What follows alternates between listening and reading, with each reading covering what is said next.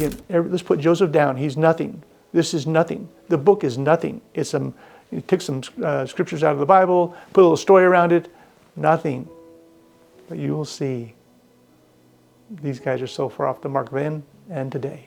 Joseph was a translator. He was a prophet. Hello, my name is Ed Patterson, and today we're talking about the inception, the beginning of the antis who attacked the Mormon church. Where did they start? What did they say? So let me give you just a little background and history, if I might. So the Book of Mormon was published on March 26th of 1830. A week and a half later, the church has started on April 6th. 6 men say, we believe in this. The state of New York acknowledges this is a true church, started. 2 months later, the first missionary goes out for the church. It's Samuel Smith. He's one of the 8 witnesses. He's fervent. He believes. He's touched the gold plates. Out he goes with Book of Mormons to sell. Well, the selling doesn't go too well, but he starts giving some just read it, please, read it. Brigham Young's family comes in. Heber C. Kimball's family comes in. So there are definitely people now, what is this? People are going to affect the history of the church dramatically down the road. So Samuel's out doing his thing. Other missionaries will soon start doing the same thing. In the first 6 months of the church, there's somewhere between 50 and 100 people baptized in the church. There are no antis because it's nothing. It's just a whim of some guy named Joe Smith making things up. No big deal. But by the first year mark of April of 1831, there's over 1,000 folks that are baptized in the church. People are noticing it. They're talking about it. How is this possible? So the first 2 antis step forward. They step forward in January of 1831.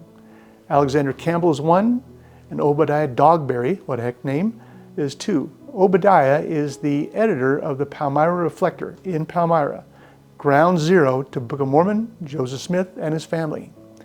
He's going to write 6 articles in January and February, one every week, on the Smiths, Joseph, and the Book of Mormon. What he sees. This is the first real anti-attack. And I'm going to read this. Now, you may remember this book. It's an awesome book. If you don't have the book, you got to try to find it. It's hard, but it's out there.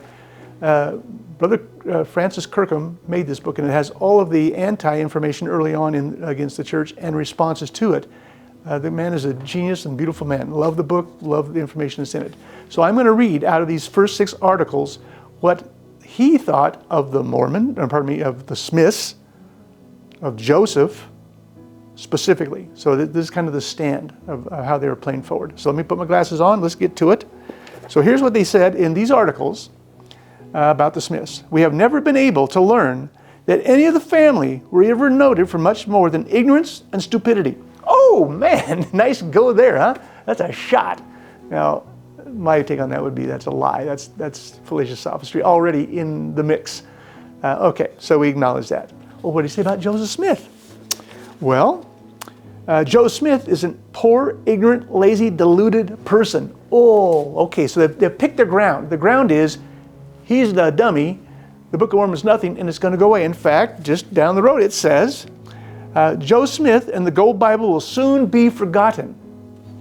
That's kind of the angle they're taking. And just one other, this is in the 3rd of the 6 articles written, and it says this. And I read this because the very end here is very interesting to me. So he's talking about Joseph. In his person, he's tall and slender. Now again, this is ground zero. These people know Joseph Smith. The people today haven't got any clue what Joseph Smith is like. They're just making stuff up. So in person, he's tall and slender, thin, his favoring, having little expression of countenance, other than that of dullness. So they're saying, this guy is nothing. Don't listen to this guy. He can do nothing. And they go on. His mental powers appear to be extremely limited. And from the small opportunity he had at school, he made little or no proficiency. Now that's important because my next video is going to talk about what antis say today. And today they say, I'm stealing my thunder, but today they say, Joseph Smith is a pretty smart guy. They have to. They're trapped. Because the Book of Mormon is much more than some silly little book. So they've whopped, and I'll talk about that in this next video. Now, so that's what we're hearing. That's what's going on. And now my punchline for me.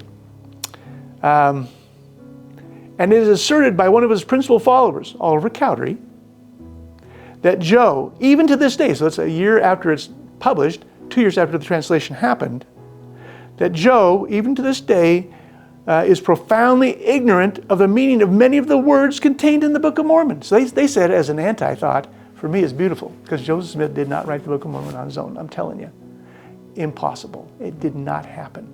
And I will prove it over and over and over again, just with the words within the Book of Mormon. Many other ways I'll talk about, but that alone will show another pillar. Many pillars will come. You will see that Joseph Smith is not the fellow who brought forth the Book of Mormon out of his mind. It came from God using Joseph Smith as a prophet, as a seer, as a translator. Now, I'll talk more about those things, but that's my point I really want to make. The starting point. Alexander Campbell had the same kind of a deal. Joseph Smith was ignorant and dumb. The words he used were lazy, indolent, and stupid. Again, let's put Joseph down. He's nothing. This is nothing. The book is nothing. You took some scriptures out of the Bible, put a little story around it. Nothing. But you will see these guys are so far off the mark then and today. Joseph was a translator. He was a prophet. The Book of Mormon is true. And truly, it is a second witness for Christ and will change your life if you choose to find out. Thanks so much. See you on down the road.